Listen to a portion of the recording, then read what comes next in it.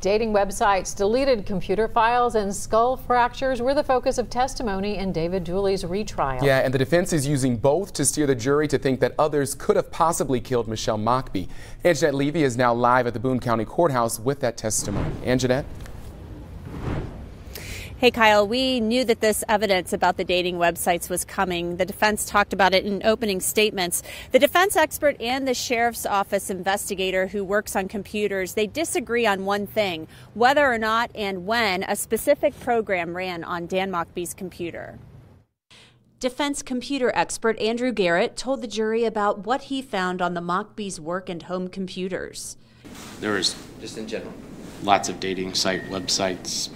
Some were pop-ups, some were websites that you went to, fling.com, adult friend finder, things like that. Garrett was also asked to examine Detective Bruce McVeigh's audio recorder, which he said was working properly.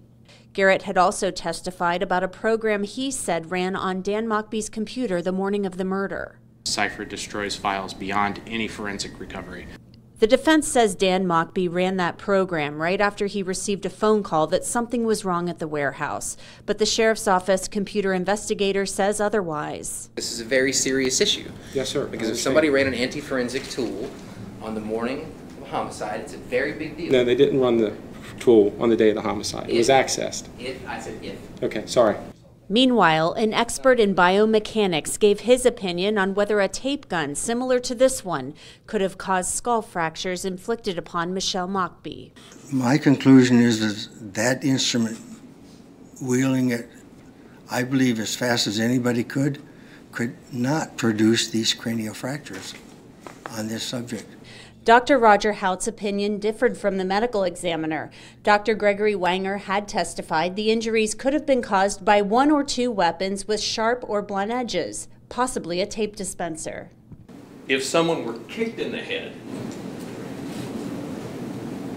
we could have these fractures. We'd be in the threshold area, wouldn't we?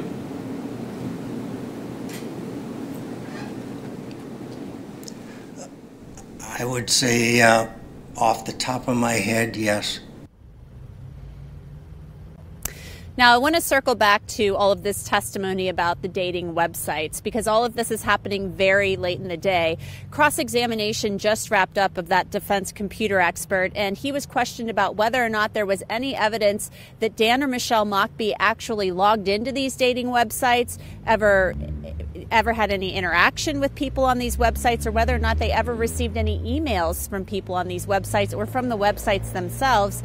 He said that some of them could have been pop-ups, but he didn't find any evidence that they had ever communicated with anybody on these sites or received any emails or logged in. Testimony may continue tomorrow. We're still waiting to see. It just wrapped up for the day. We saw the jurors coming out right before this live shot. So there you have it. That's it for today. Reporting live from the Boone County Courthouse, Anjanette Levy, Local 12 News. Kyle, back to you. All right, Anjanette, as always, so much to digest with this trial. Closing arguments are expected to happen tomorrow. Anjanette, of course, will be in the courtroom to let you know what the jury hears.